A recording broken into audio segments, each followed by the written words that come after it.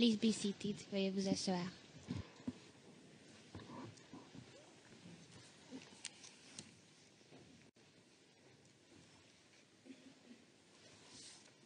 Bonjour again, Mr. Witness. Juge président, rebonjour. Monsieur le témoin, je redonne immédiatement la parole à Madame Naouri pour qu'elle puisse poursuivre votre interrogatoire au nom de la défense de Monsieur Mbagbo. Vous avez la parole, Madame Naouri. Merci, Monsieur le Président. Rebonjour, Monsieur le témoin. Bonjour. Alors,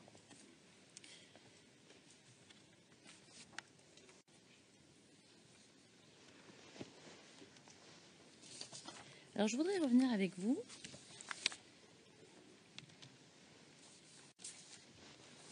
sur les jeunes qui défendaient votre quartier.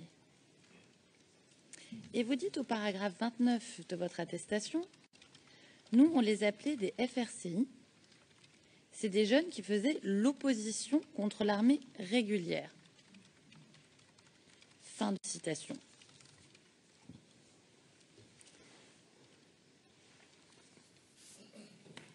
Alors, ces jeunes, est-ce que vous savez d'où ils venaient?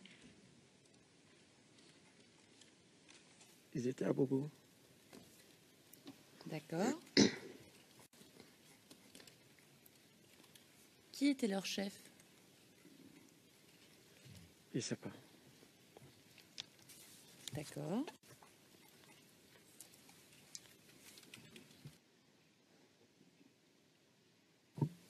Et depuis quand ils étaient à Bobo?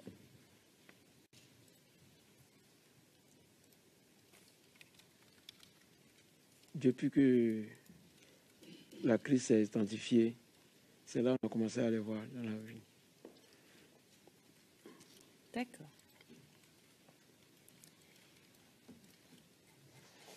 Alors, monsieur le témoin, est-ce que vous savez qui est Issa Bokoun? Issa Bokoum. Non. Alors, vous avez indiqué sur le plan que vous avez dessiné pour les enquêteurs du bureau du procureur, et je vais vous montrer le document qui va s'afficher sur l'écran. C'est le numéro CIV OTP 0046 02 86. C'est l'annexe 1 à votre déclaration. Alors, je vais attendre que le document s'affiche.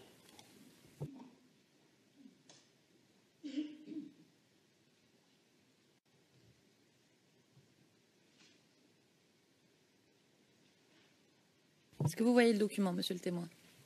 Oui. D'accord. Alors, vous indiquez sur ce plan que vous avez dessiné « Nouvelle mosquée ». Est-ce que cette nouvelle mosquée est une mosquée en construction? Oui.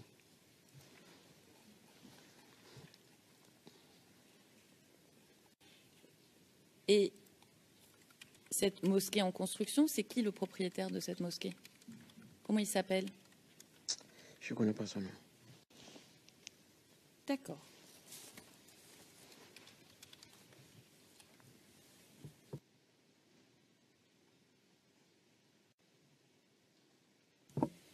Mais monsieur le témoin, ce que vous avez dessiné là, c'est bien là où se trouve votre atelier de couture? Oui. D'accord.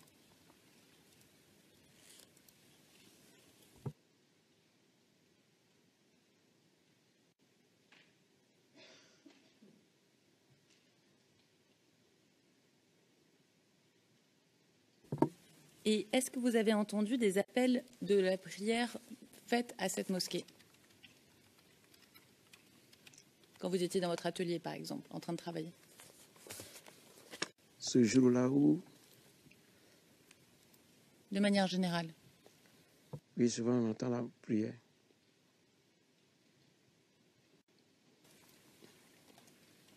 D'accord.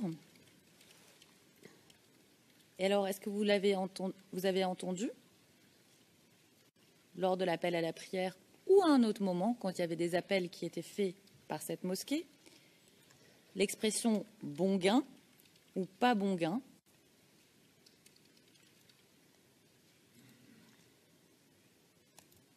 C'est maintenant qu'ils ont installé des petits haut-parleurs là-dessus. Sinon, avant, il n'y avait pas de haut-parleurs comme ça.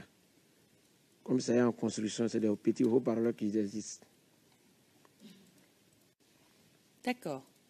Donc, selon vous, il n'y avait pas de haut-parleurs sur cette mosquée en construction? À ma connaissance, je ne sais pas en ce moment s'il y avait le haut-parleur était installé.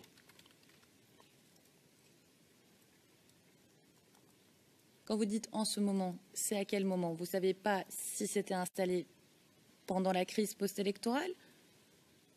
Oui. D'accord.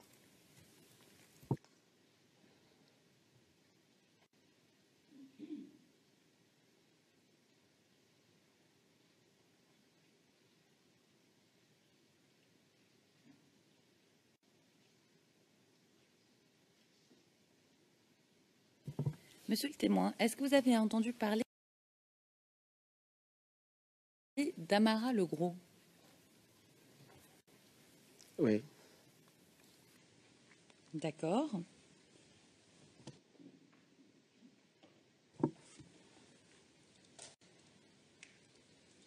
Alors, est-ce que vous savez que Amara le Gros, c'est le jeune du quartier, le chef, pardon, des jeunes du quartier qui se sont levés pour combattre les pro-Gbagbo? Ça, je ne sais pas. D'accord. Alors, je vais vous montrer une photo. D'accord. Alors, c'est la photo CIV D15 0004 26 35.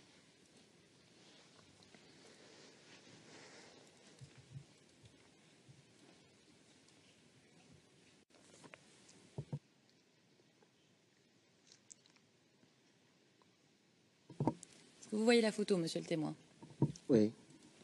Est-ce que vous reconnaissez la personne sur cette photo? Oui, c'est Amara le Gros. D'accord. Je vous remercie.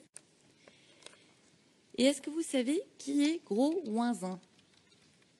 Non. Et si je vous dis Ouattara Jacarija, dit Jakis? Non. D'accord. Et le nom Bolo, ça vous dit quelque chose? Non. D'accord.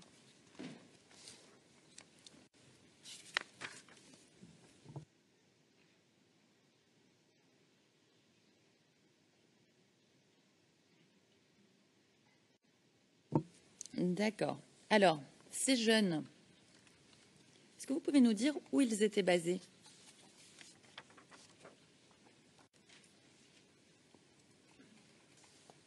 Je peux dire où ils étaient basés, parce que c'est les syndicats de transporteurs. Ils sont syndicats de transporteurs. Donc, quand je les vois passer dans les véhicules, bon. Alors, quand vous dites ils sont les syndicats de transporteurs, vous voulez dire Amara le Gros et Gros Ouinzin, par exemple?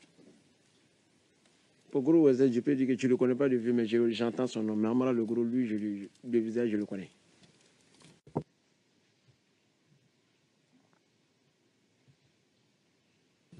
D'accord. Alors, quel était leur rôle à Amara le Gros et Ouinzin pendant la crise? Je ne connais pas leur rôle. D'accord. Et le syndicat des transporteurs, qu'est-ce qu'ils faisaient? C'était quoi leur rôle? Ils font des tickets et puis ils donnent aux transporteurs que les chauffeurs payent. Oui. C'est ce qu'ils font à Bobo. D'accord. Mais est-ce qu'ils ont eu un rôle politique pendant la crise? Ça, je peux ne plus le dire. D'accord.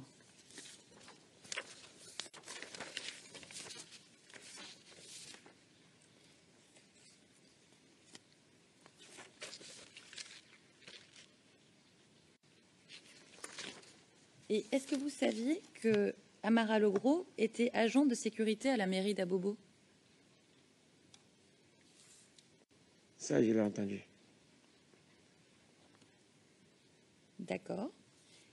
Est-ce que vous l'avez vu souvent à la mairie d'Abobo? Oui, souvent je le vois devant la mairie d'Abobo, sur la terrasse. Et qu'est-ce qu'il fait? Il mobilise des gens, il organise des réunions devant la mairie? Non, souvent il est assis avec ses amis syndicats. D'accord. Est-ce que vous avez déjà assisté à des discussions entre Amara Legros et ses amis du syndicat? Non.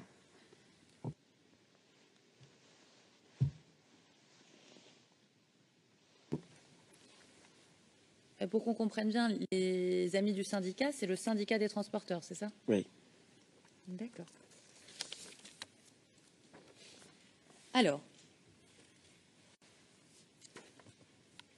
revenons à la question des jeunes FRCI. Est-ce que vous pouvez nous dire où ces jeunes FRCI étaient basés? Je peux dire qu'ils étaient, je peux dire partout à Bobo.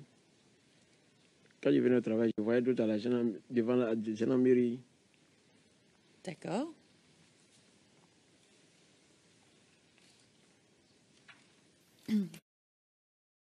Quelle gendarmerie, monsieur le témoin? Est-ce que vous pouvez nous préciser quelle gendarmerie? Vers la gendarmerie d'Abobo. La brigade de gendarmerie, c'est ça? Oui. Et vous, personnellement, vous les avez vus là-bas, c'est bien ça? Oui, deux étaient là, deux étaient à côté des pharmacies étoiles. D'accord.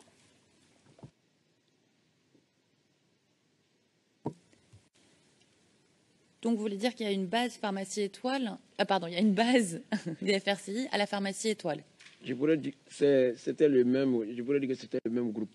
Deux étaient de l'autre côté, deux étaient assis vers la pharmacie étoile. D'accord. Et les jeunes que vous avez vus, est-ce qu'ils étaient armés?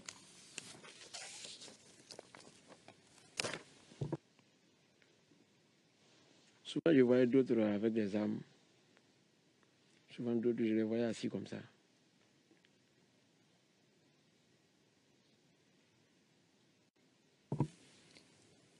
Alors, les autres, avec des armes dont vous parlez, ils appartenaient à quel groupe? C'était le même groupe, au fait. D'accord. Et quel type d'armes vous voyez? Des petits pistolets. Souvent, des fusils de chasse.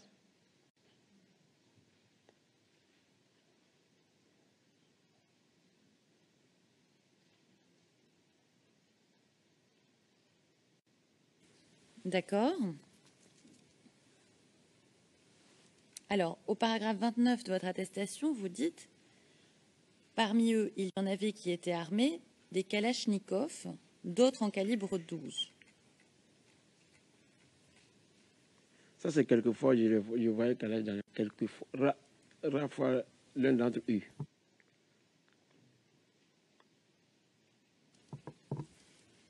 Et où est-ce que vous les voyez quand ils étaient armés comme ça? C'est ce que je dis. Quand je venais souvent à l'atelier, je les voyais.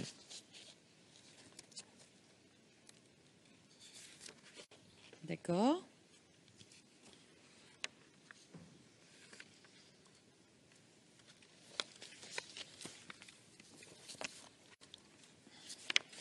Et à partir de quand vous les voyez là-bas, monsieur le témoin? Je peux vous dire une date exacte. Hein. Je peux vous dire une date exacte. Pas une date exacte, monsieur le témoin, à peu près. À peu près, je pourrais dire au mois de... C'est je pourrais vous dire une date exacte. Mais c'est quand la crise s'est intensifiée. Voilà. D'accord. Et ces jeunes FRCI, ils ont installé des barrages à Bobo, n'est-ce pas? Oui, il y avait des barrages. Où ça, monsieur le témoin? Dites-nous où il y avait des barrages. D'abord, dans les entrées des quartiers, les jeunes du quartier d'abord mettaient des barricades. Maintenant, ceux qui défendaient maintenant souvent mettaient des barrages sur la route pour pouvoir vérifier les voitures qui passaient. D'accord. Donc, les barrages, c'était pour empêcher des gens extérieurs du quartier d'entrer. Sur quels critères les gens disaient qui pouvait passer ou qui ne pouvait pas passer? Les gens disaient que peut-être que la police pouvait rentrer pour tirer. Donc les gens mettaient les barricades pour surveiller le quartier. D'accord. Et qui fouillait les voitures? Je dis bien, ces jeunes qui avaient des armes, qui étaient arrêtés, qui étaient à la gendarmerie, c'est eux qui mettaient souvent des barrages pour pouvoir vérifier les voitures. D'accord. Mais et quand vous dites qu'il y a des barrages sur les grandes routes et que les gens fouillaient les voitures, c'était bien les FRCI qui fouillaient les voitures? Oui.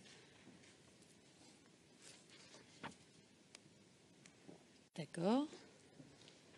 Et qui était le chef de à ces barrages? Je ne connaissais pas le chef.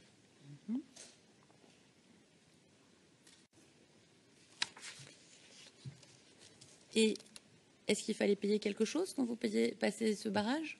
Non.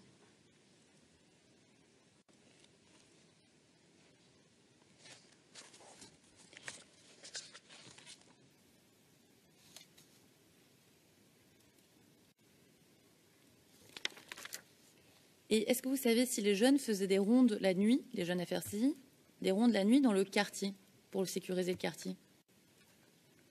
Oui. D'accord. Et à quel endroit stratégique ils se postaient?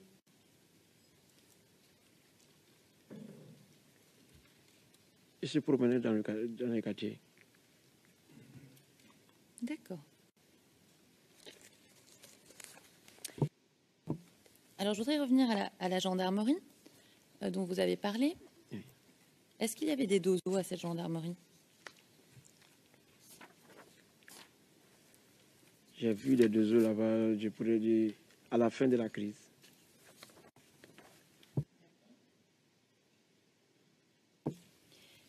Et avec les FRCI en général, il y avait des dozos?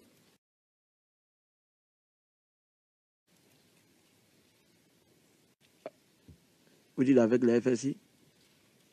Non, les deux autres étaient dans un groupe. D'accord. Et les dozos que vous avez vus à la gendarmerie, est-ce qu'ils avaient des armes? D'autres n'avaient pas les armes, d'autres avaient seulement que des fusils de chasse. D'accord. Et comment vous reconnaissez des dozos? Comment ils étaient habillés? Dans leur tenue traditionnelle.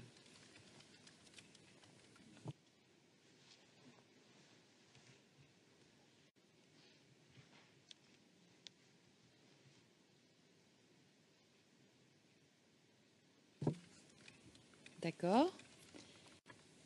Et est-ce que les dozos se sont attaqués à certains groupes de population? Pas à ma connaissance. D'accord. Et monsieur le témoin, les FRCI étaient aussi au commissariat du 14e et du 21e, n'est-ce pas? Ça, je l'ai appris par les gens. D'accord. Est-ce que vous saviez que ces commissariats s'étaient fait attaquer en février 2011, donc à peu près un mois avant l'incident des obus? Non, je ne savais pas ça. D'accord.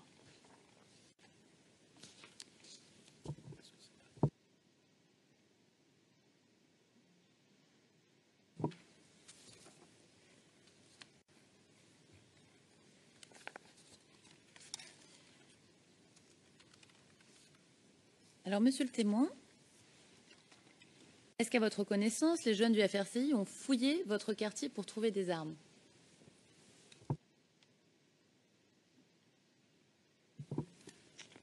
Ça, je ne l'ai pas vu.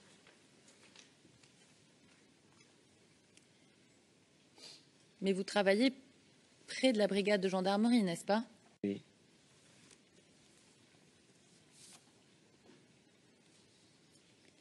Alors, hier, une dame est venue témoigner et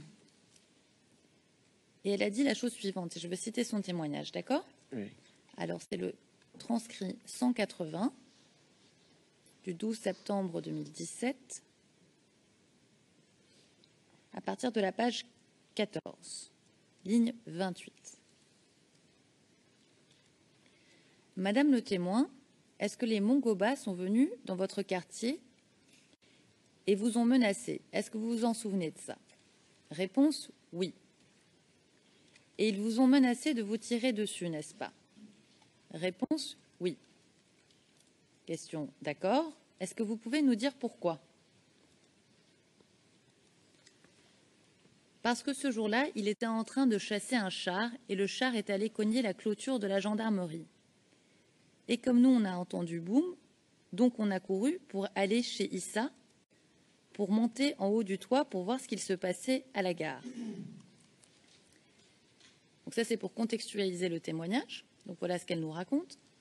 Et elle précise, et là je vais à la page 16, ligne 24. D'accord. Et quand vous avez dit tout à l'heure qu'ils ont attrapé un char, est-ce que ça veut dire que les Mongoba ont attrapé un char des corps habillés? Réponse, ça, nous on était à la maison, et puis on a entendu boum. C'est là que on est monté au toit de la mosquée pour voir ce qui se passe à la gare. C'est ainsi qu'on les a vus. Ils se sont dirigés vers nous et nous, on a descendu, on a fui. D'accord, mais donc cette attaque, comme elle n'est pas très éloignée de chez vous, était proche de Ganoagar et de la brigade de gendarmerie d'Abobo. C'est ça? Oui. Et les Mongoba, ils ont attaqué cette brigade de gendarmerie. Pardon.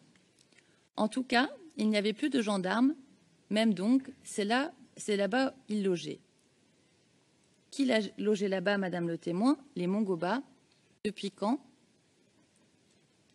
Ça, je ne peux pas le dire exactement, mais ce jour-là, c'est là que nous avons vu que ce sont les Mongoba. Pardon. Non, c'est une question. Vous voulez tout lire? Sinon, nous resterons ici assez longtemps. Réponse, ça je ne peux pas le dire exactement, mais ce jour-là, c'est le jour que nous avons su que ce sont les Mongoba qui habitaient là-bas. D'accord. Est-ce que ça vous rappelle quelque chose, ça, monsieur le témoin?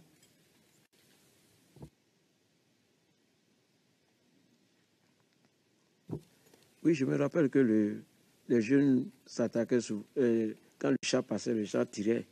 Donc les jeunes souvent s'attaquaient au chat. Mais ça, je l'ai appris quand j'étais à la maison.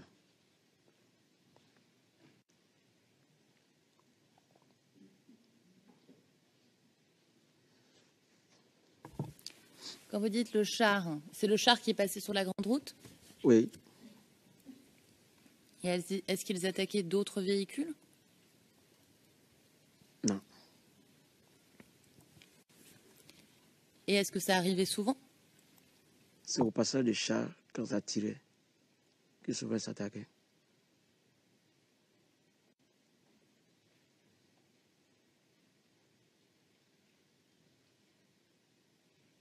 D'accord. Et est-ce que vous vous rappelez à peu près quand ça s'est passé? Non. Avant la marche des femmes? Ça, je ne saurais vous le dire. D'accord.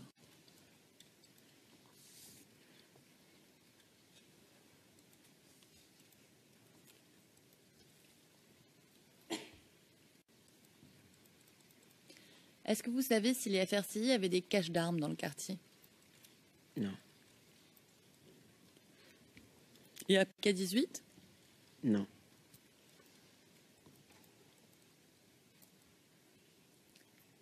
Est-ce que vous vous souvenez si 2 jours après l'incident du 17 mars, donc l'incident des obus, que les jeunes des FRCI ont brûlé 2 chars à Bobo?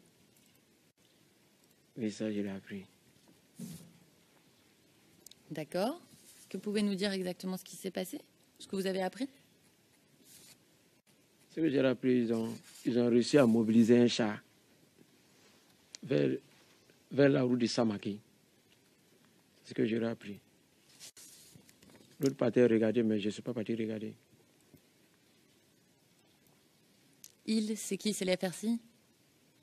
Non, je voyais des jeunes du quartier qui voulaient forcément aller regarder ça, mais moi, je ne suis pas parti. D'accord. Mais vous venez de dire...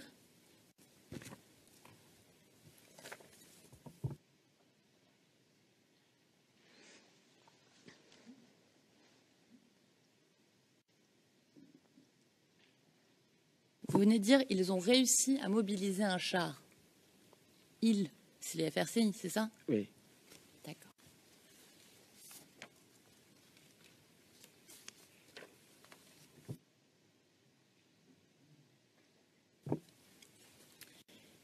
Et ce que vous voulez dire, c'est qu'ils ont réussi à immobiliser un char. Voilà. D'accord.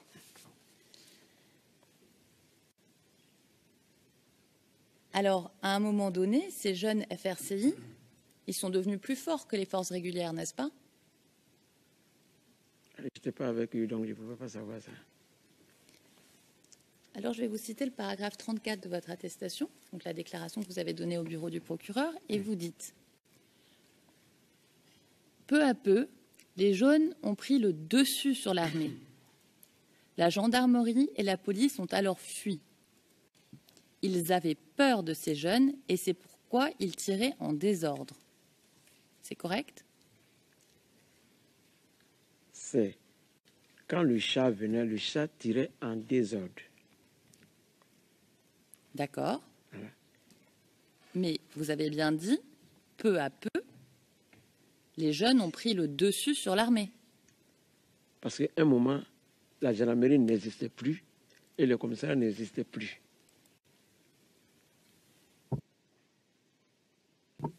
Qu'est-ce qui s'est passé? Donc je me suis dit qu'ils sont partis, donc ils ont eu le dessus. Il n'y avait plus de commissariat, il n'y avait plus de gendarmerie.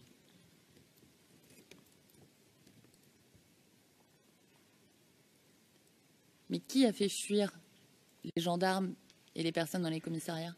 Ça, je ne sais pas. D'accord. Est-ce qu'à votre connaissance, des FRCI sont venus fouiller le quartier pour trouver des corps habillés? Non.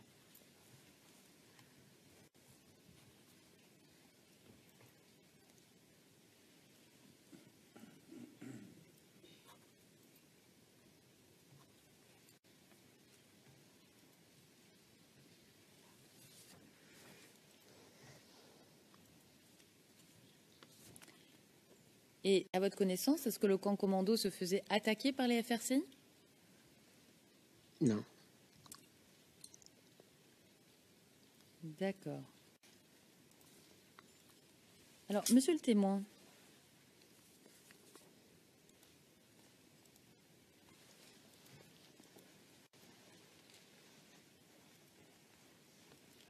est-ce que vous avez entendu parler d'un groupe qui s'appelle le Commando Invisible? J'en ai entendu parler.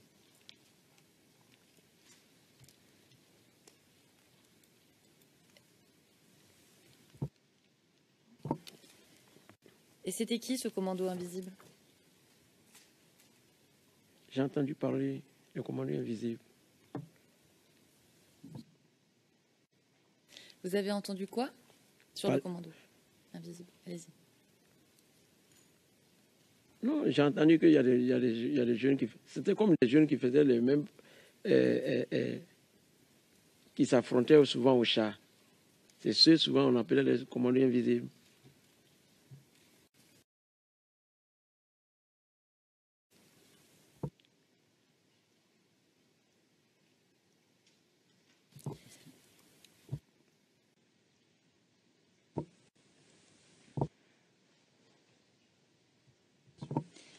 Et est-ce qu'il s'attaquait à une certaine catégorie de population?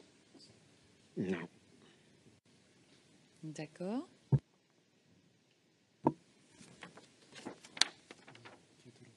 On t'entend, hein.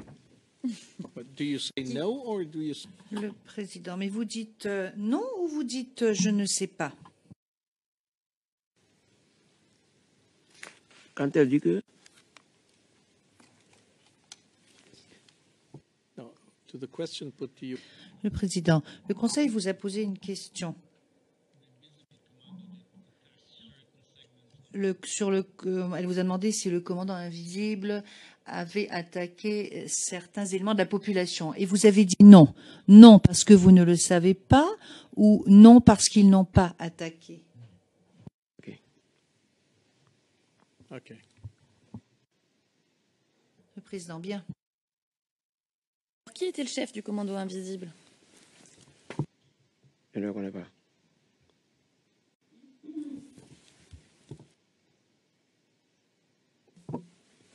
D'accord. Est-ce que vous avez entendu parler d'IB? Je connais son nom, j'attends son nom, ouais.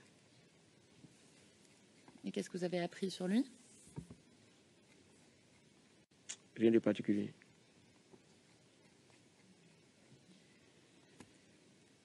Est-ce que vous savez que le commando invisible était actif à PK-18?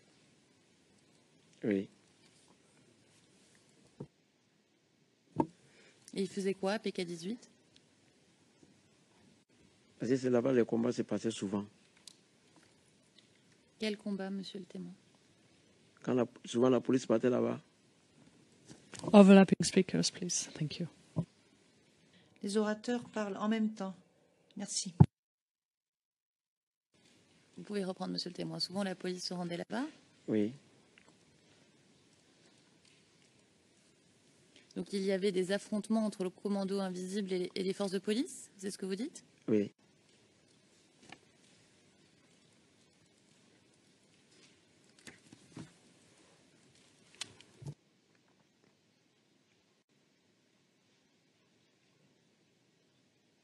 Et vous, monsieur le témoin, est-ce que vous étiez membre du commando invisible?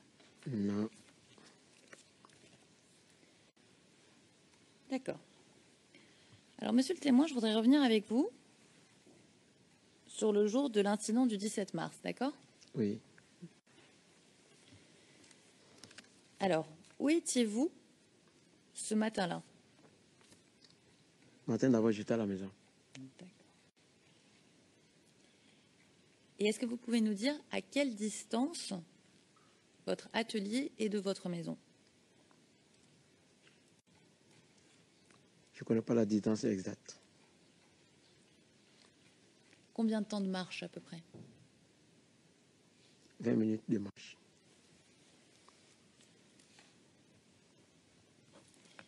Et à quelle heure vous partez de chez vous? Je n'ai pas remarqué l'heure, mais c'était matin. Je peux le dire peut-être 9 heures par là. D'accord. Et ce matin-là, sur le trajet, est-ce que vous voyez des jeunes des FRCI qui patrouillent dans le quartier? Oui. Combien à peu près? Bon, d'autres se promenaient, d'autres étaient sur le goudron, ça marchait Vous étiez nombreux. un peu.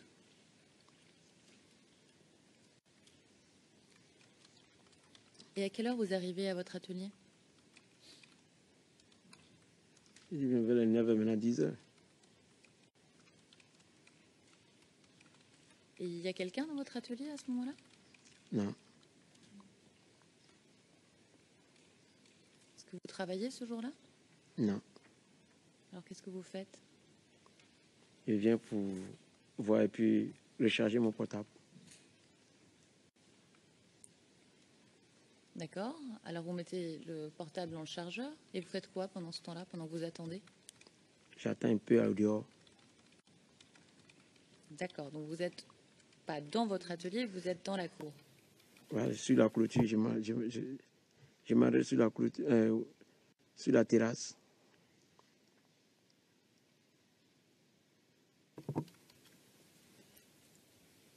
D'accord. Et qu'est-ce que vous voyez? Est-ce que vous voyez des FRCI dans votre cour? Je les voyais passer. D'accord.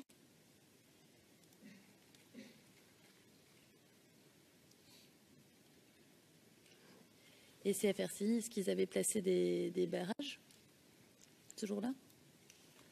Non, c'est les jeunes qu'ils avaient placés, les jeunes du quartier qui avaient déjà placé des barricades à la rentrée du quartier.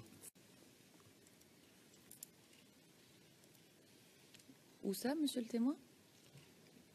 Au goudron, entre le goudron et la rentrée du quartier. Au carrefour juste. D'accord. Et pendant combien de temps vous restez assis dans votre atelier? Je ne dis pas parce que quand je me suis arrêté au dos, quand ils ont passé, je n'ai pas dit rester. Je suis rentré dedans parce que j'avais des soucis. Je suis rentré m'asseoir seul dedans.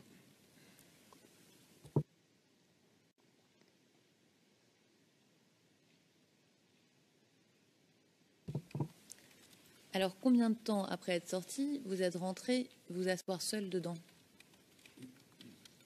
Combien de temps? Alors, vous nous avez dit, vous êtes sorti vous poser devant votre atelier. Oui, Et là, vous venez nous dire que vous venez de re-rentrer dans votre atelier. oui. Alors moi, ce que je vous demande, c'est quel est le laps de temps qui s'est écoulé entre le moment où vous êtes dehors et le moment où vous décidez de rentrer? Je n'ai pas dit, mais je n'ai pas remarqué le temps. À peu près? Je ne peux le dire. D'accord. Et quand vous dites « j'avais des soucis », c'est quoi les soucis? Parce que je ne travaillais pas. J'avais une famille à nourrir. D'accord. Alors,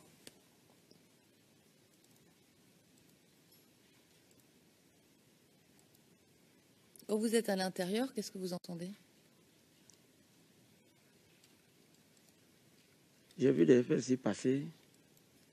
Puis, j'étais dedans. Mhm. Oui.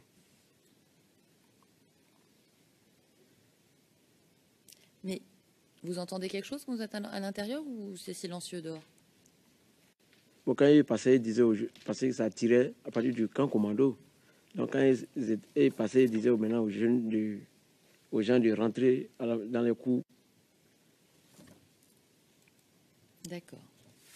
Donc il y avait des échanges de tirs, c'est ça? Il y avait des tirs du camp commando. Alors, monsieur le témoin, je vais vous montrer une photo.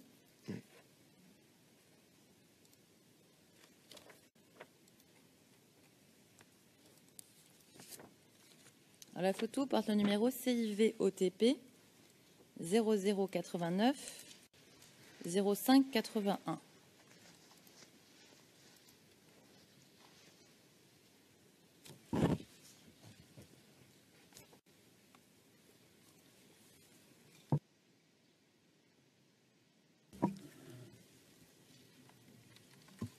Yes, Madam Prosecutor? Madame le procureur, est-ce que nous pourrions savoir quel est le niveau de confidentialité de cette photo?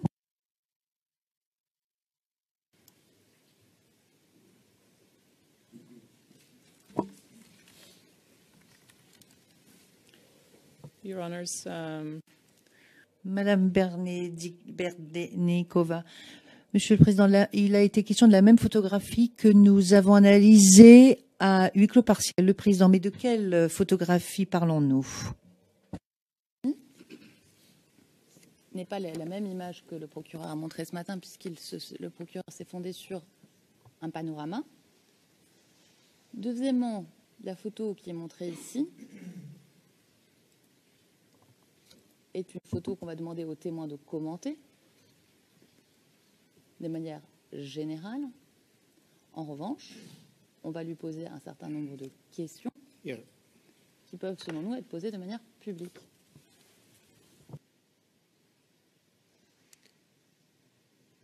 Yes. Le Président, oui, mais maintenant que nous avons vu la dite photographie et que le témoin a vu la photographie, nous pouvons faire en sorte qu'elle disparaisse de l'écran et vous poserez vos questions. Monsieur le Président, pardon.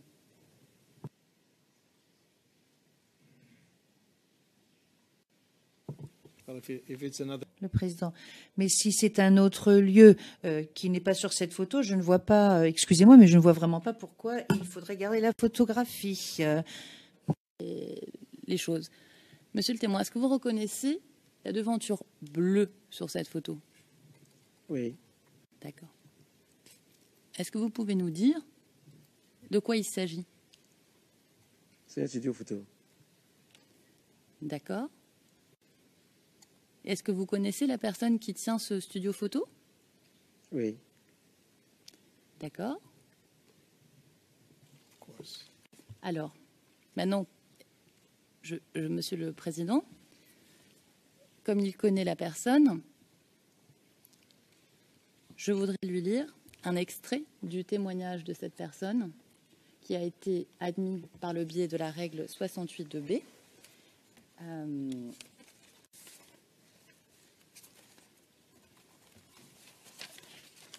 Et ce matin, Le Président, si cela n'est pas expurgé, la personne de protection de la part du procureur, c'est une attestation qui a été admise sous la règle 68.2b. Par conséquent, son témoignage doit être considéré comme public et nous souhaitons le présenter aux témoins. No, I don't. Le Président. Alors, bien sûr que cela est public. Si le témoin qui est venu témoigner ici a témoigné publiquement, ne bénéficiait pas de mesures de protection et a répondu aux questions posées par la défense. C'est pas un témoin qui a témoigné, c'est pas une attestation soumise sous la règle 68.3, mais 68.2b. Mais il n'y a aucune raison qu'un témoin dont la déclaration est admise au titre de cette règle échappe à la publicité des débats sous prétexte uniquement qu'il n'a pas été appelé à témoigner en personne dans le prétoire. Il n'y a aucune raison que le nom de ces témoins ne puisse être connu du public, comme pratiquement tous les autres témoins dans la présente procédure, ni que son témoignage, c'est-à-dire sa déclaration, ne puisse être discuté publiquement, comme le serait le témoignage de tout autre témoin s'étant présenté à la barre. Ce n'est pas le régime prévu par la règle 68.2b. Non seulement ces personnes ne sont pas... Le Président. Vous avez déjà préparé? Bon, d'accord, d'accord. Alors écoutez, par souci de précaution, nous allons... Non, nous ne sommes pas à huis clos partiel pour le moment. Bien sûr que nous ne sommes pas à huis clos partiel. Alors nous allons passer à huis clos partiel. Et ensuite, nous déciderons. Nous allons passer à huis clos partiel, donc.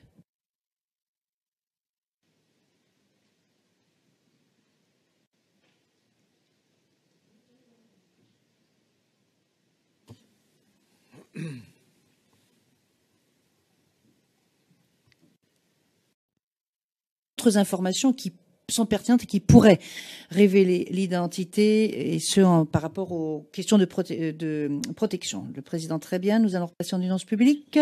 Maître Naouri. Alors, monsieur le témoin, après que vous avez entendu les bruits, qu'est-ce que vous faites? Je rentre dans la télé. D'abord, j'étais au dehors. Après, je suis rentré dans la télé. Alors, ma question...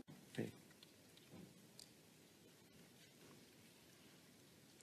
Ça, vous l'avez dit clairement. Vous êtes rentré. Vous avez entendu des tirs, on vient d'en discuter. Ma question, c'est, une fois que vous avez entendu ces tirs, qu'est-ce que vous faites?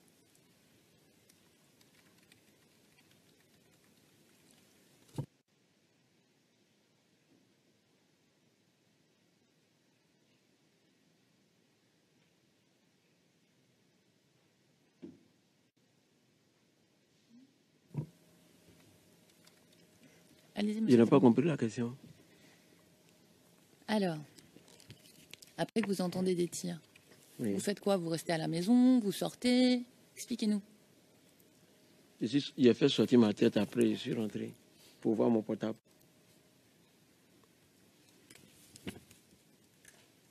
D'accord. Donc vous sortez que votre tête de chez vous? De l'atelier, oui, pour voir s'il y a des gens dehors. Et qu'est-ce que vous voyez? Je vois quelques gens passer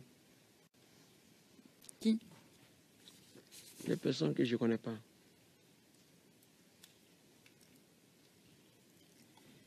Et est-ce qu'il y avait toujours les jeunes qui tenaient le barrage? Ils ont déjà passé. Ils sont plus là. Ils sont plus là. D'accord. Est-ce qu'ils sont partis parce qu'ils ont tiré? Non, la barricade qui était au goudron était placée par les jeunes du quartier pour ne pas que les voitures, les chars ou bien la voiture de la police puissent rentrer. D'accord.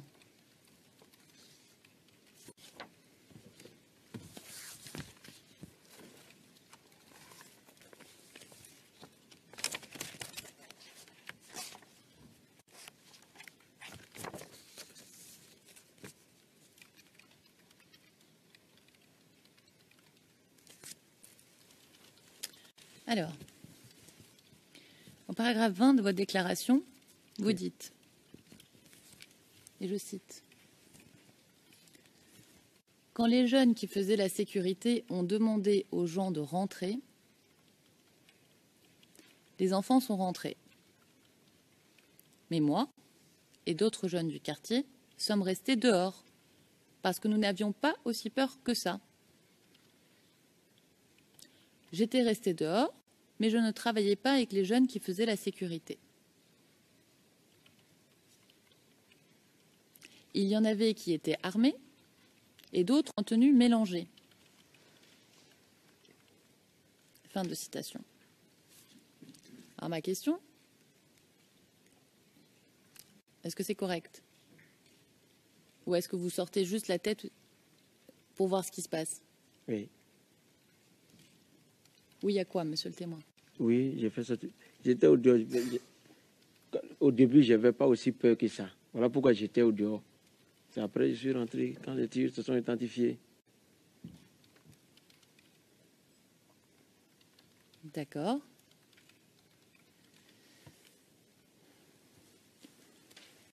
Donc, une fois que vous rentrez, vous ne ressortez plus, c'est ça?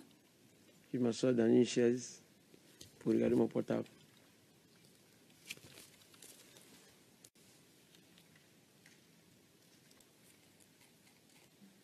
D'accord.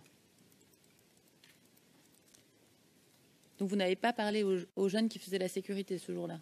Non. D'accord.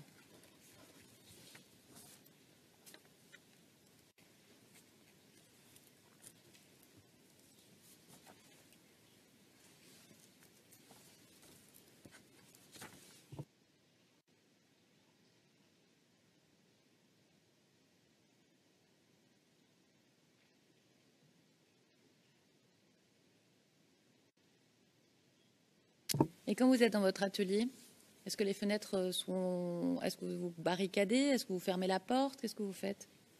J'ai juste écarté la porte un peu. D'accord. Et donc, vous ne sortez plus de chez vous, on est d'accord. Combien de temps après, vous entendez des bruits? Quelques instants après. À peu près. Oui. Je ne sais plus, je ne sais plus dire la minute exacte.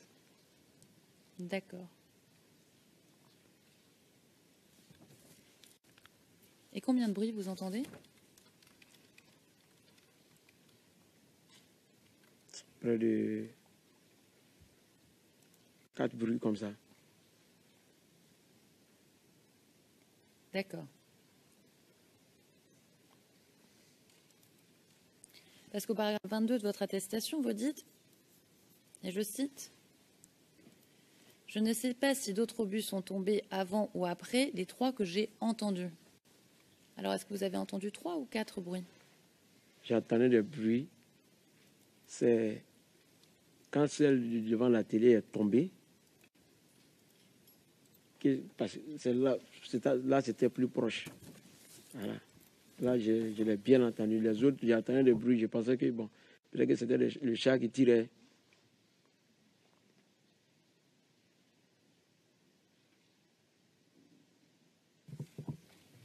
D'accord.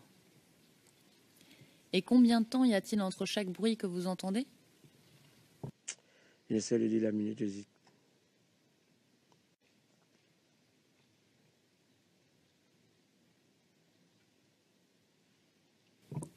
D'accord. Alors, je vous repose la question, monsieur le témoin, combien de bruits vous avez entendu? 3 ou 4? Mon connaissance, je crois 4. D'accord.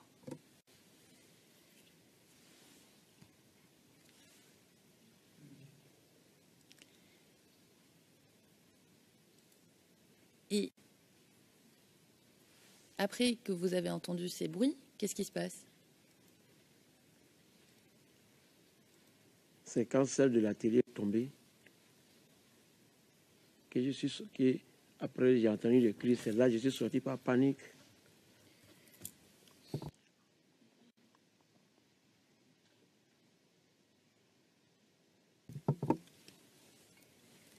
Alors, quand vous dites celui de l'atelier est tombé, Oui. comment vous savez qu'il y a un obus qui est tombé? J'ai entendu le bruit. D'accord. Puis j'ai entendu la toiture en train de tourner.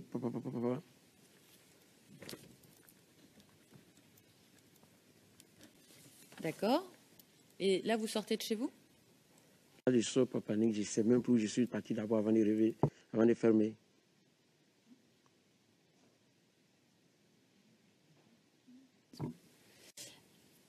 D'accord. Mais donc, quand vous ouvrez la porte, est-ce que vous voyez quelque chose? Est-ce qu'il y a des traces? Est-ce qu'il y a un cratère? Qu'est-ce que vous voyez? Parce que vous êtes à l'intérieur. Vous entendez un bruit? Comment vous savez qu'il y a un obus qui est tombé devant votre atelier? J'ai entendu le bruit. C'est là que j'ai entendu le bruit.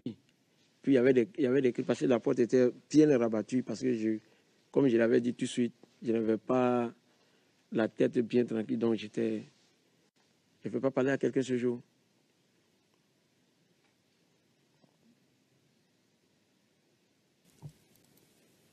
D'accord. Et vous sortez à ce moment-là? Vous n'avez pas peur qu'il y ait un autre obus qui arrive? Justement, voilà pourquoi je suis sorti. Je ne sais même plus si je suis parti de gauche ou bien à droite. Puis après, je voyais des gens sortir pour aller se diriger vers une église. Mais les gens étaient couchés. Moi, je ne me suis même pas approché.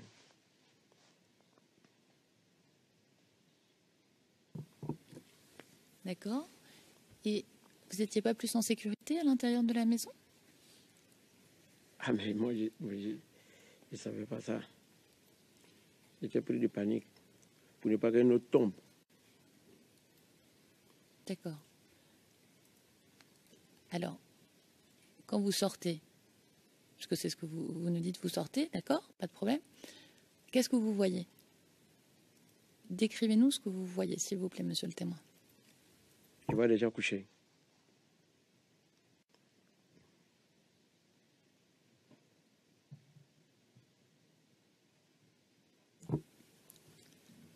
Donc il n'y avait rien d'autre. Les gens étaient couchés sur le sol, mais vous ne voyez rien d'autre. Maintenant, il y a des gens qui sortaient dans les coups maintenant, par peur pour ne pas qu'un autre tombe. Donc, ils sortaient pour aller. Il y a une église derrière la mosquée, ils partaient là-bas.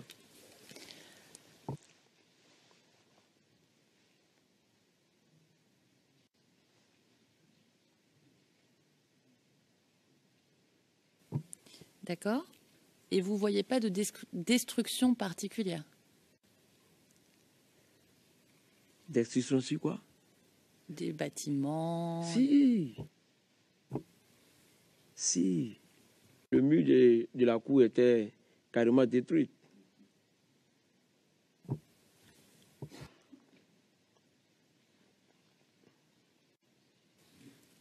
Juste ça? Le mur de la cour était dégradé. Maintenant, ma toiture, tout était percé. D'accord. Même les bois qui entouraient c'était cassé.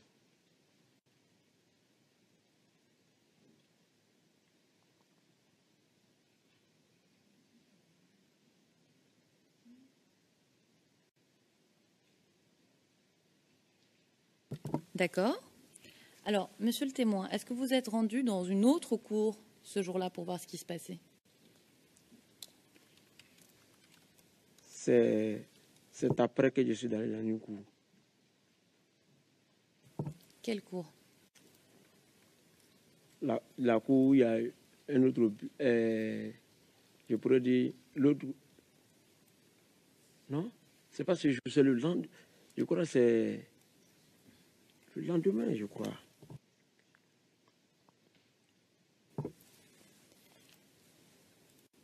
Alors, le jour même, vous n'êtes pas allé dans une autre cour? Non. D'accord. Alors, monsieur le témoin, ma question c'est, donc vous restez dans votre cour à vous. Où est-ce que vous allez quand vous sortez de chez vous? Qu'est-ce que vous faites comme parcours? Est-ce que vous arrêtez à des endroits particuliers? Quand je ferme l'atelier, Alors, vous avez pris le temps de fermer l'atelier? je suis sorti d'abord, je suis sorti pour aller au dehors d'abord. C'est après que je suis revenu fermer l'atelier.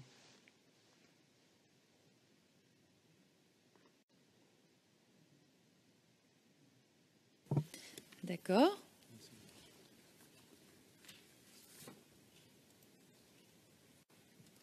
Combien de temps après vous revenez fermer votre atelier? Peut-être 5 minutes. D'accord.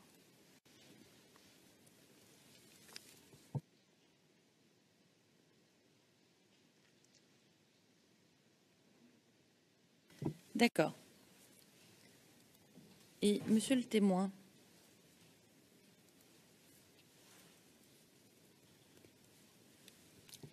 excusez-moi une seconde.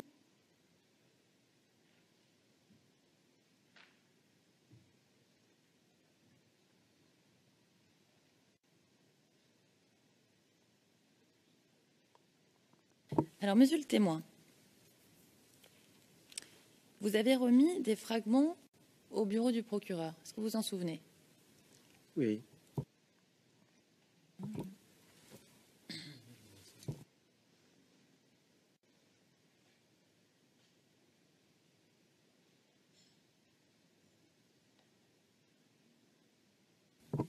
D'accord. Alors, monsieur le témoin, à quel moment avez-vous ramassé les morceaux présentés comme des morceaux d'obus que vous avez récupérés? Le lendemain. D'accord.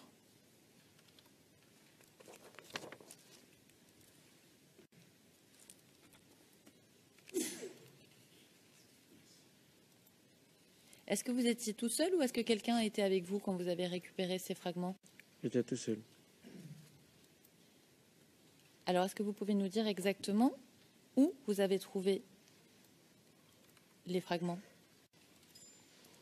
D'autres avaient percé la porte. Parce que la porte était fermée, d'autres avaient percé. Maintenant, d'autres étaient sur le bois qui Alors, entoure la attendez, pardon.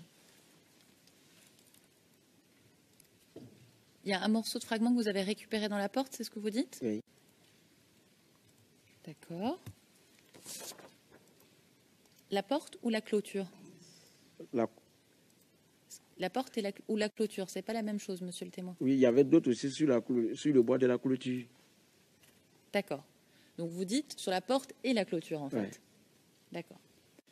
Alors ma question, comment avez-vous récupéré ces morceaux de la porte et de la clôture? Comment vous avez fait? Ça a percé la porte, donc c'est tombé. D'accord. Donc c'était pas dans la porte Voilà. et c'était pas dans la clôture. Il y avait dans la clôture. Alors attendez. Dans la clôture du bois, j'ai extrait d'autres dans la clôture du bois. Voilà. Voilà. Maintenant, pour la porte, elle a percé la porte, c'est tombé dedans. D'accord. Et vous avez trouvé d'autres fragments? Oui, d'autres à terre. D'accord. C'est tout? Il y avait d'autres aussi qui étaient sur la table que je dépose à terre là. Sur la table, je découpe là. Il y avait d'autres là-dessus. D'accord. Et c'est vous qui les avez extraits? Oui. Qu'est-ce que vous avez utilisé pour les extraire? Une paire de ciseaux. D'accord. Et où est-ce que vous avez rangé ces fragments une fois que vous les avez récupérés? Dans la vitrine que j'expose les habits. C'est là où vous les avez gardés? Oui. Donc tout le monde pouvait y avoir accès quand vous étiez ouvert, par exemple, l'atelier? Non, sauf si je montrais à quelqu'un. D'accord.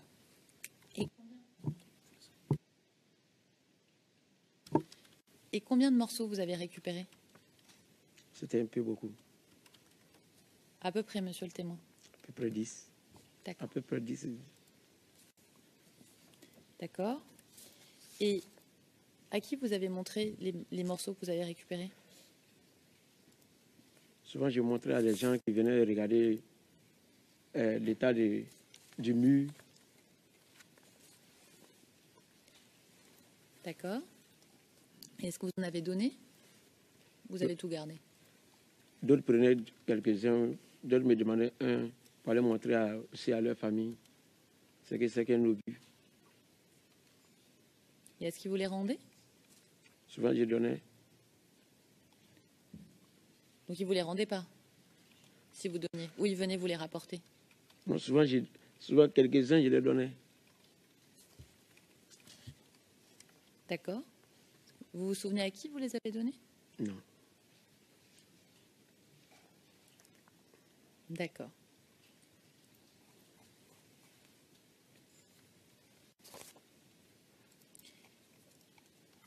Et dans tous les morceaux que vous aviez, vous ne saviez plus de quel endroit ils venaient? Vous n'avez pas marqué quelque part, celui-là, il vient de la table, celui-là vient de la porte? Non. D'accord.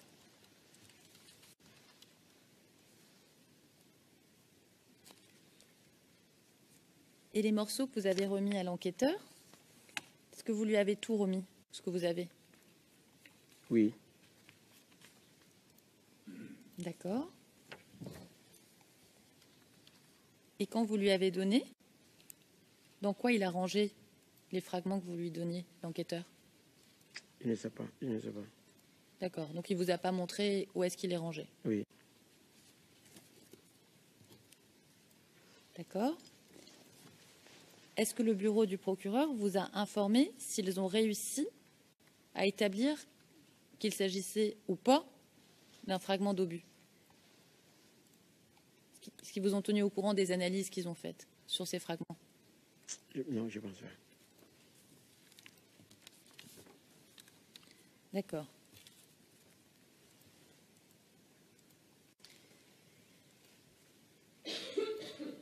Et, monsieur le témoin, est-ce que le 17 mars, le photographe a pris des photos de ce qui s'est passé? Pour moi, j'ai pas eu le temps de tout ça parce que ce jour-là, on ne s'est même pas vu. D'accord. Et est-ce qu'après, il a pris des photos? Vous le savez si vous... Ça, je ne sais pas. D'accord.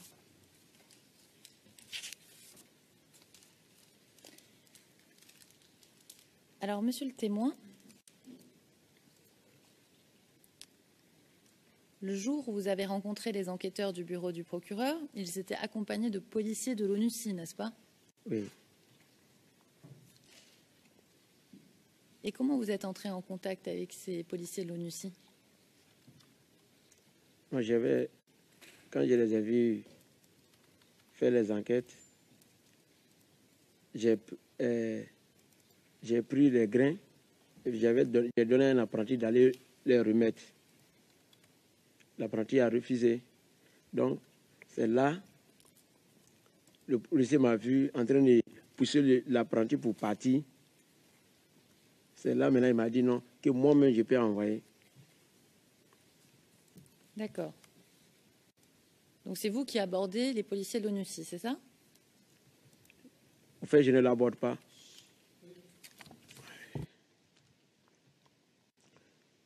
Au fait, je ne l'aborde pas.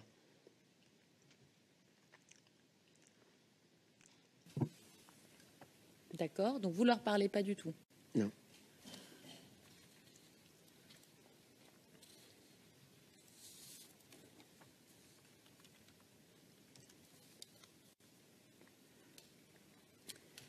Alors, monsieur le témoin, je vais vous montrer une photo. CIV-OTP-0049-0084.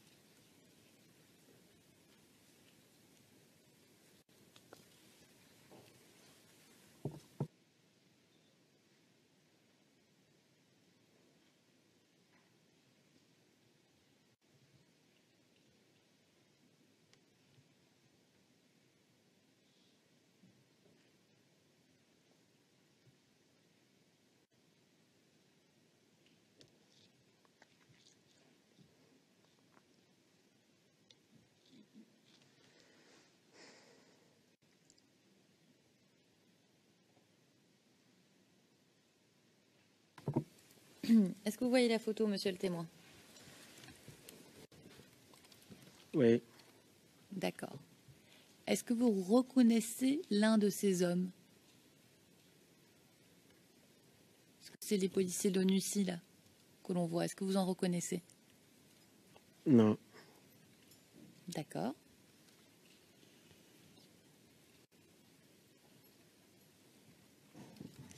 Et est-ce que vous vous souvenez si, quand vous avez rencontré les enquêteurs du bureau du procureur, quelqu'un a pris des photos?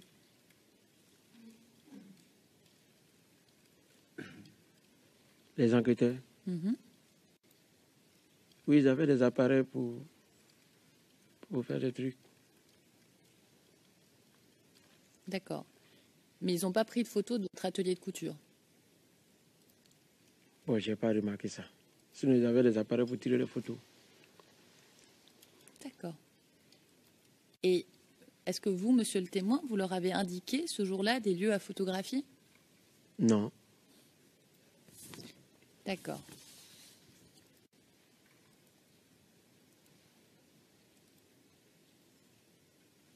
D'accord. Je vous remercie, monsieur le témoin.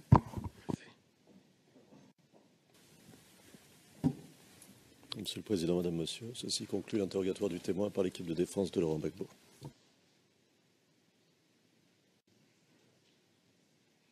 Thank you very much. Le juge président, merci beaucoup. Madame Pack, monsieur le président, est-ce que je peux demander à ce qu'on passe à huis clos partiel pour un point? Cela n'a rien à voir avec les questions, c'est juste un problème.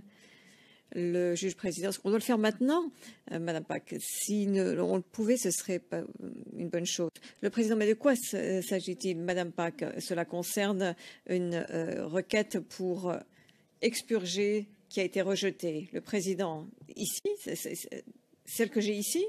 Madame Pack, oui, parce que cela concerne des questions que j'ai déjà soulevées en rapport avec cela. Le président, bon, j'ai déjà pris une décision là-dessus. La décision a déjà été prise. Madame Pack, monsieur le président, cela concerne un point qui a été soulevé un petit peu plus tôt concernant les sessions, le témoignage à huis clos partiel, et cela se rapporte directement à cette question. Donc, c'est la raison pour laquelle je le ressoulève à nouveau. Le président, bien, vous ne pouvez pas penser parce que sinon je voulais dire que, bien, en fait, nous en parlerons plus tard. Je vais d'abord donner la parole à Maître Knoops et on traitera de ce point par la suite. Madame Pack, merci Monsieur le Président. Je voulais simplement demander à ce que ceci soit revu parce qu'il y a des retards d'une demi-heure et ceci concerne directement la question dont je voulais parler. Le Président, oui, mais il n'y a pas de nom, il y a une référence générale à quelque chose de très général que quelqu'un à un moment donné a dit. Donc je ne pense pas du tout que ce soit vraiment... que ce ne sera pas revu, ce ne sera pas réexaminé. Madame Pack, merci. Merci Monsieur le Président. Maître Knops, la parole est à vous.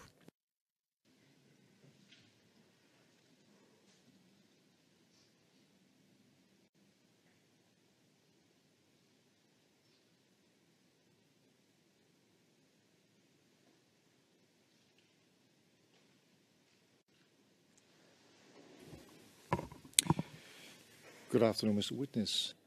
Maître Knops, bonjour Monsieur le témoin. Je m'appelle Alexander Knops et je suis avocat au barreau du Royaume des Pays-Bas. Je suis le conseil de Monsieur Blégoudet. Et ma première question porte sur votre déclaration que vous avez faite aux enquêteurs du bureau du procureur, qui est le document CIV OTP 0046 à la page 0279, paragraphe 16, dans lequel vous dites qu'un enquêteur, dont je ne citerai pas le nom, qui figure dans la déclaration, est arrivé à Abobo avec une équipe dans le cadre d'une équipe accompagnée par des policiers de l'ONUCI et sont venus voir l'endroit où le dit obus est tombé devant votre atelier. La question que je vous pose, monsieur, est la suivante. Est-ce que cet enquêteur a pris des photos de cet endroit où vous dites que l'on pouvait trouver des traces d'un projectile et de l'obus? Oui, ils avaient des appareils photo, à prendre des photos. Did they actually... Question. Est-ce qu'ils ont en fait pris des photos de l'endroit ou des endroits où vous dites que votre atelier a été touché par des fragments d'obus? Je n'ai pas vu prendre, c'est juste là où le truc est tombé et le mur.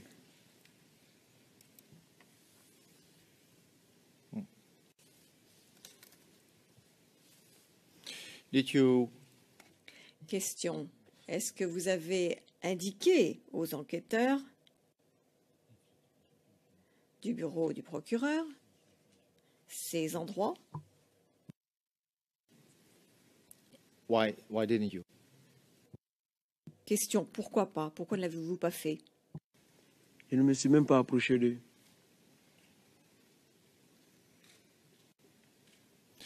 But you knew they were... Question. Mais vous saviez qu'ils étaient intéressés par cela dans leur enquête, par les lieux où le dit obus était tombé. Donc, vous ne leur avez pas dit à quel endroit votre atelier a été touché.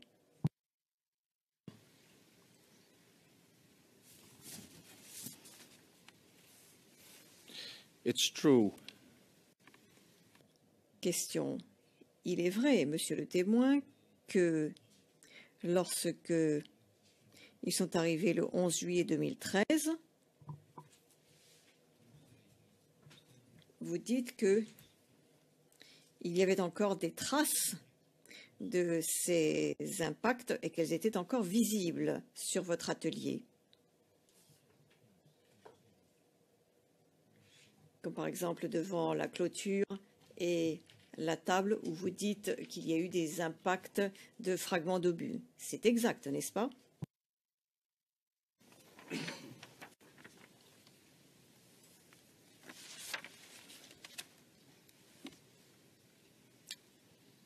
And still you... Question. Et néanmoins, vous n'avez pas été tenté de leur montrer où on pouvait trouver ces traces.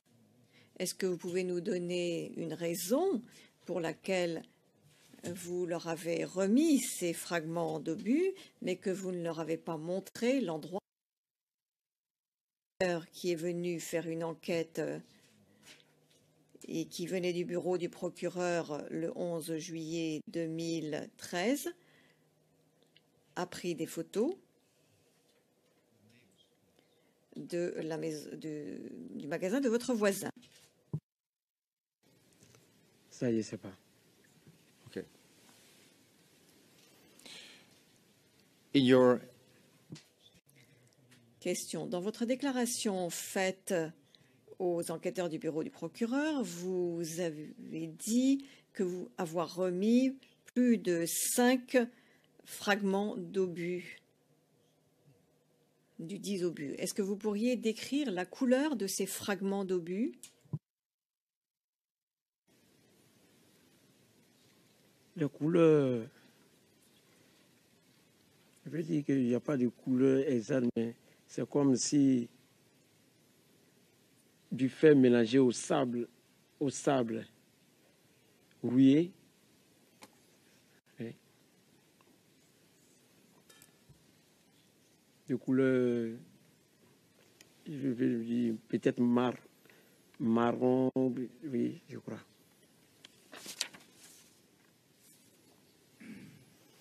In your evidence, Question.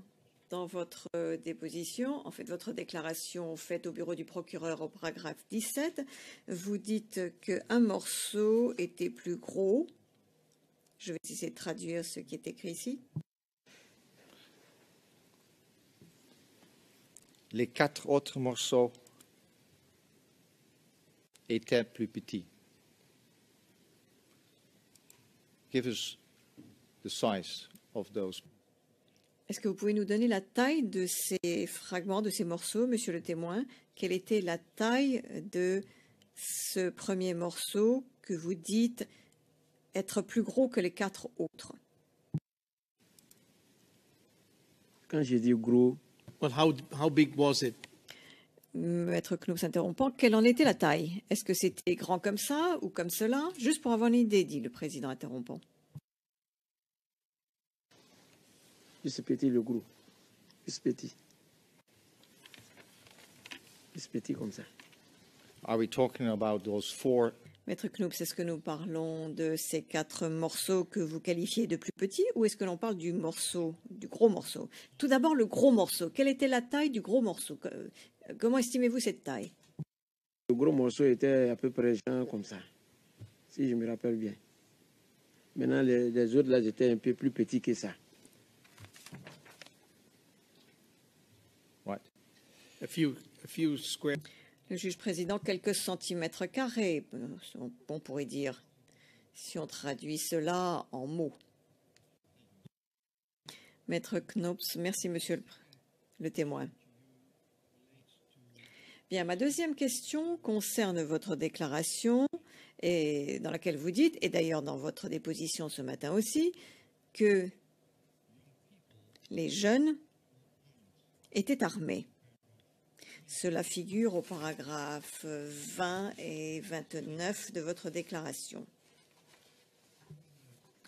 Est-ce que vous savez comment est-ce qu'ils ont reçu, comment ces jeunes gens ont reçu des armes?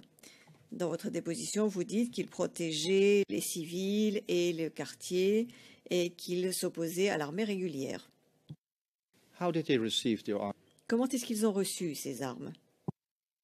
Ça, je ne sais pas. You have any idea? Question, avez-vous une idée du type d'armes dont ils étaient équipés? Je dis, il y a des fusils de chasse et puis souvent d'autres avaient même des machettes et tout. D'autres, rare fois, tu vois d'autres avec des calaches.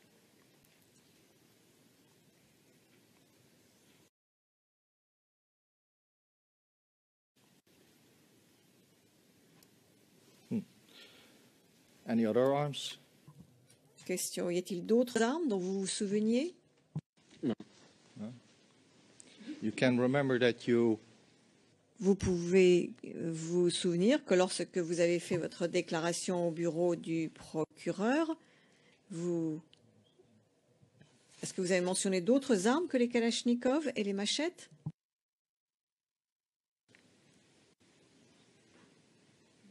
you cannot remember. Vous ne vous en souvenez plus ou vous êtes en train de nous dire que vous n'aviez mentionné aucune autre arme?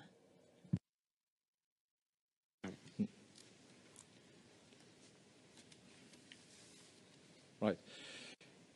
In your statement, Dans votre déclaration, monsieur le témoin, déclaration que vous avez faite aux enquêteurs du bureau du procureur, au paragraphe 29, voici ce que vous dites.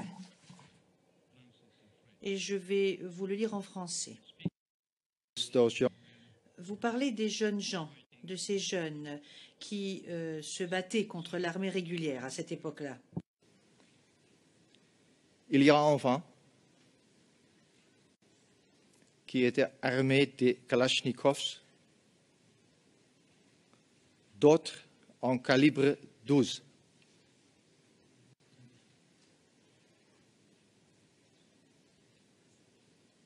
So you did. Donc, vous avez dit aux enquêteurs, lorsque vous avez fait votre déclaration, que parmi ces jeunes qui luttaient, qui se battaient contre l'armée régulière, il y en avait qui avaient des calibres 12. Vous l'avez dit, cela. Vous n'avez pas seulement parlé que des Kalachnikovs, n'est-ce pas? Là, calibre 12, là, je parle des fusils de chasse.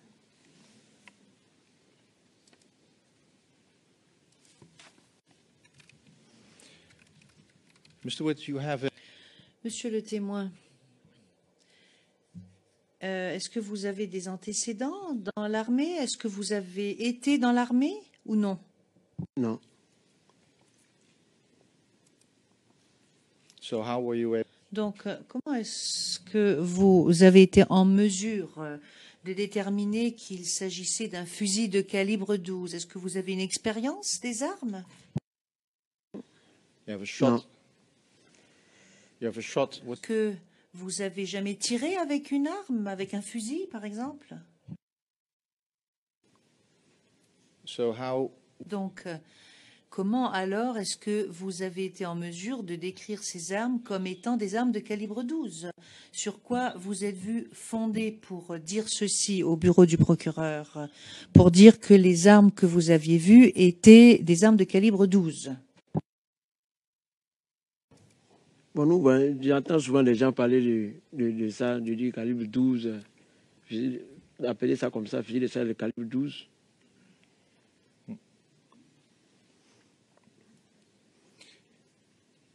Right, you ever heard... Bien, monsieur le témoin, est-ce que vous avez jamais entendu que ces jeunes gens qui se battaient contre l'armée régulière avaient obtenu leurs armes en les prenant aux gendarmes? Il s'agissait d'armes qui avaient été abandonnées. stations which were abandoned? Donc ces armes se trouvaient dans la gendarmerie et la gendarmerie avait été abandonnée.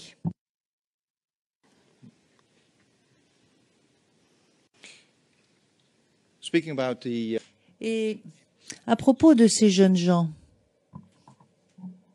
vous dites au paragraphe 18 de votre déclaration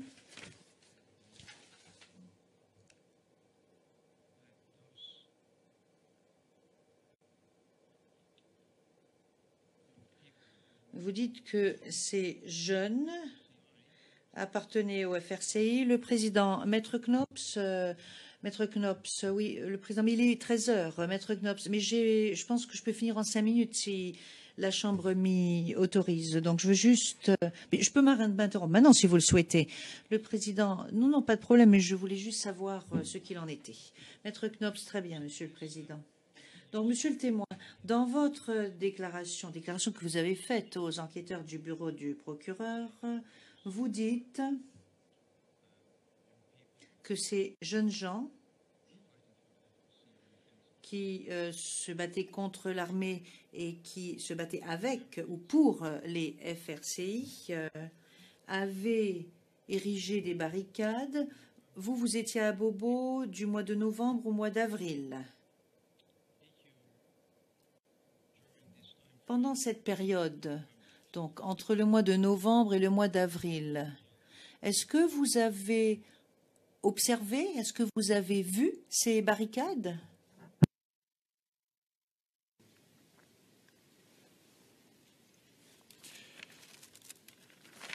My last question. J'aimerais vous poser une dernière question.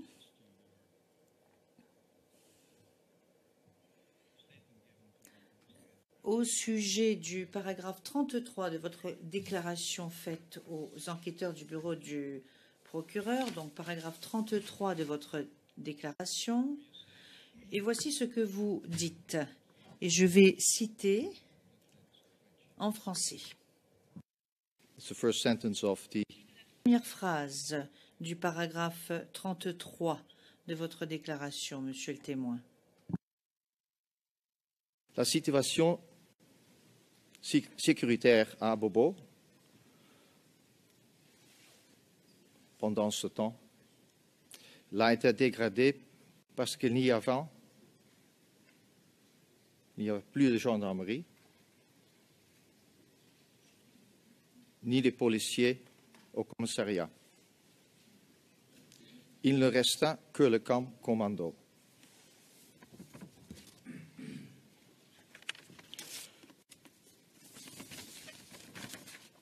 Would you agree with Convenez-vous avec moi, Monsieur le témoin, que la population civile, compte tenu de cette situation que vous avez décrite, a dû organiser sa propre protection. Elle a dû se protéger, cette population. Est-ce que vous êtes en mesure de marquer votre accord avec cette observation? Les barricades étaient placées pour leur sécurité. Pour ne pas que des chats ou une voiture de police puissent rentrer.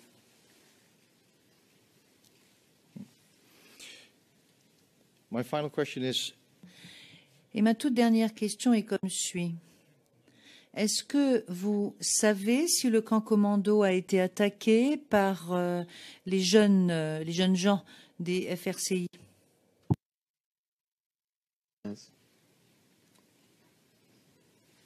thank you, Mr. President. Merci, Monsieur le Président. J'en ai terminé. Je n'ai plus de questions à poser aux témoins. Le Président, merci. Je me tourne vers l'accusation. Je souhaiterais juste vous demander si vous avez des questions supplémentaires à poser. L'accusation, non, nous n'avons pas de questions.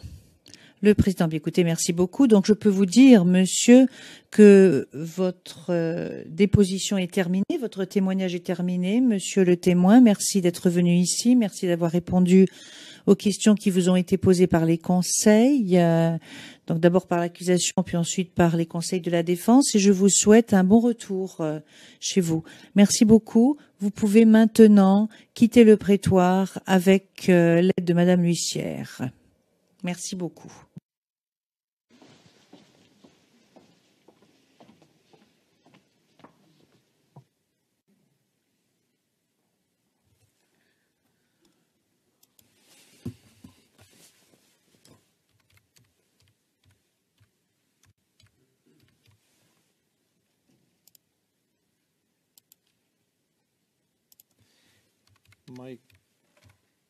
Le Président.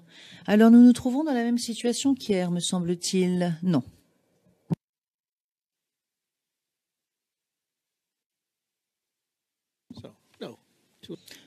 Non. Le témoin 297 est prêt, mais je n'avais pas reçu la communication à cet effet. Donc nous allons lever l'audience. Et nous reprendrons à 14h30 pour entendre la déposition du témoin 297. Visite de courtoisie concernant la défense, elle est prévue aujourd'hui à 16h40 concernant 297.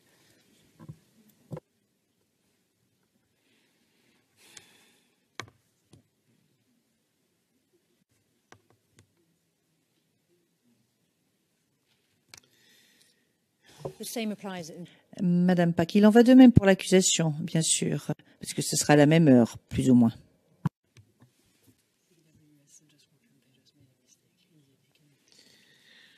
Le Président, alors, l'unité des victimes et des témoins a fait une erreur, donc l'audience est levée, nous retrouvons demain à 9h30.